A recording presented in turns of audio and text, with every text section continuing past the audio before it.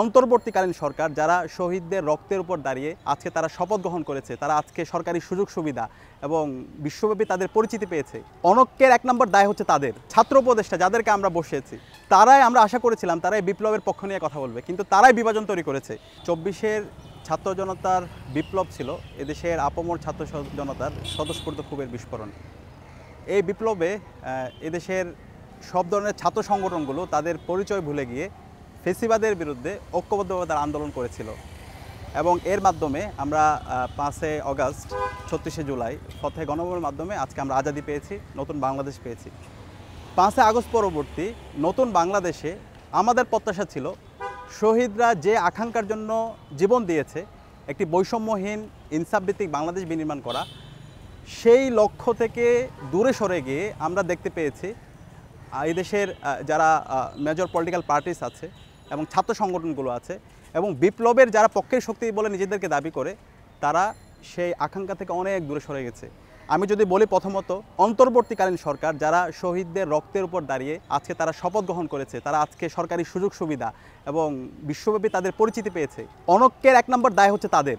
এই বিপ্লবকে যেভাবে তাদের ধারণ করার কথা ছিল, শহীদদের যে আকাঙ্ক্ষা সেটাকে যেভাবে লালন করার কথা ছিল, তারা সেটা ধারণ করেনি।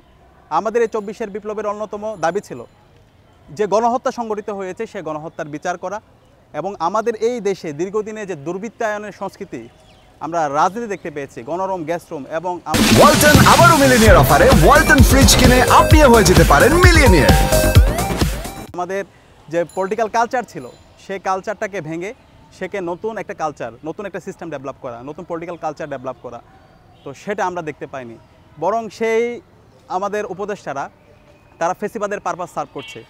তারা পলায়িত ফেসিস্ট হাসিনা এবং তার দোসরদেরকে বিভিন্ন জায়গায় পুনর্বহাল করছে এবং যারা বিপ্লবী আছে তাদেরকে বিভিন্নভাবে তাদের ক্যারেক্টার অ্যাসোসিয়েশন করছে। তো আমরা যদি দেখতে পাই ছাত্র উপদেষ্টা যাদেরকে আমরা বসিয়েছি, তারাই আমরা আশা করেছিলাম তারাই বিপ্লবের পক্ষ নিয়ে কথা বলবে, কিন্তু তারাই বিভাজন তৈরি করেছে। আপনারা সম্প্রতি দেখতে পেয়েছেন আমাদের একজন ছাত্র উপদেষ্টা সে বই লিখেছে, ছাত্র উপদেষ্টা বই লিখেছে। সেই বইয়ে আমরা আশা করেছিলাম বিপ্লবের সকল পক্ষের শক্তিকে রিকগনিশন দিয়ে সবাইকে ওন করে তিনি তার বইটি লিখবেন, কিন্তু আমরা দেখতে পেয়েছি সেই বইয়ের মধ্যে একটা বিকৃত ইতিহাস।